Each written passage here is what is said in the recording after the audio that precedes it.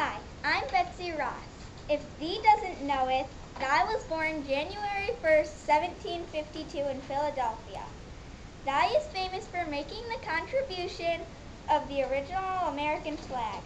At the time, there was only 13 stripes and stars. There were only 13 stripes and stars because of the 13 colonies. But now men and women traveled the earth and found that there was really 50 states. Now there are 50 stars on the American flag. And thou would bet thee doesn't know it, my real name, Elizabeth Griscom. But everyone calls me Betsy, and when thou got married to John Ross, my last name turned to Ross. Thou was married to 3 handsome men, Mr. Ross, Mr. Ashburn, and Mr. Claypool. Thou would bet thee doesn't know it that either.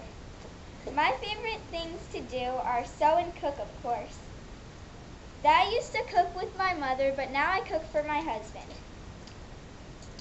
Did thee know it? I met General George Washington. In fact, he's the one who asked me to make the American flag.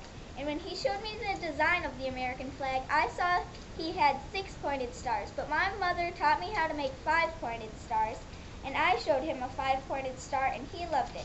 That's why there are only 5 pointed stars like the flag thee has in this classroom. And if thee doesn't know, and if thee doesn't believe that I sewed good enough to make the American flag, then thee is terribly wrong, and I shall prove it to you. Once I won a sewing contest. My sampler won first prize over a dress and a quilt. I won lots of money, at least 5 pounds of gold. Now thee is probably wondering, what's a sampler? Well, a sampler is a piece of cloth with the first things that a person makes when they first learn how to sew. On my sampler, I put the Liberty Bell and words from the Bible.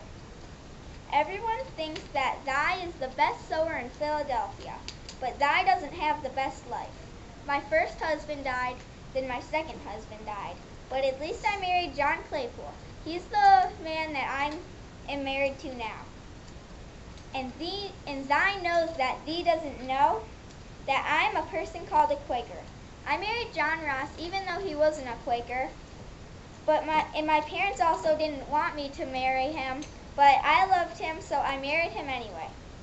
I married him at age 21 and he was 22. Well, that's almost everything about my life. Remember, pledge to that beautiful American flag every day.